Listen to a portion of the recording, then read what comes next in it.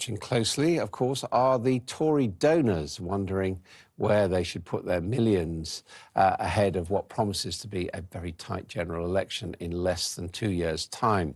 Joining us now, live from France, is one former Tory party donor, the founder of Phones for You, John Caudwell. Thank you very much indeed for joining us. Are you taking a close interest in this leadership contest? Well, I am, but unfortunately, I can't really identify at this stage somebody that I think would be really good to lead Britain. And that's fundamentally because Britain is just a business like any other business, except that it's got a social side part that's very, very important, i.e. education, the health service, and the lives of poorer people. But what we fundamentally need to do to protect all of those things is grow GDP. It's something I was campaigning with Boris for and with Rishi, and I called it CPR, which was a way of growing Britain's GDP over the next 5 to 10 years. And if we don't do that, we don't get the tax revenue, we can't pay off our debts, and people suffer. So I've got to ask, is the way to do it cutting taxes? Because there seems to be a bit of an auction underway on that between the leadership candidates. No, that's electioneering. I mean, look, we do need to cut taxes. We do need to do that because we need to make Britain attractive to inward investment.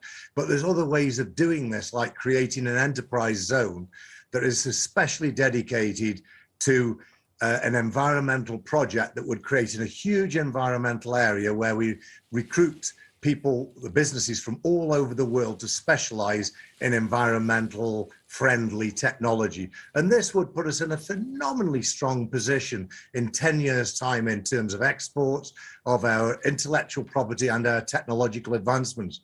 But of course, it's a 10-year view, and this is the problem with politics, isn't it? You know, the politicians now can only take a 2-year view. In fact, the Tory leadership contest, they're taking a 2-week view or a 3-week view. So, you know, it's a huge problem, and we need a business brain to really get to grips with Britain to grow that GDP in order to finance all of these other necessary parts of the economy. OK, I know you're not inspired by the candidates, but is there one who you think would be better than all the rest, or is there indeed one or perhaps more who you would just say, you know, I'm not interested in supporting you? Yeah, that's a good question. I mean, at the moment, I'm disappointed that Jeremy Hunt dropped out and Nadine Zahawi, because at least there were business people who understood business.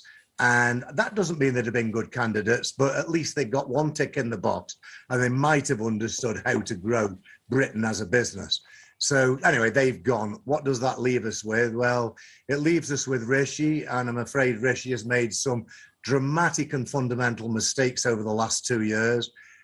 He's frittered away a lot of money that it could have been spent on creating wealth for Britain in the future, made a lot of mistakes, and that's without counting for his disloyalty to Boris, which is another subject altogether.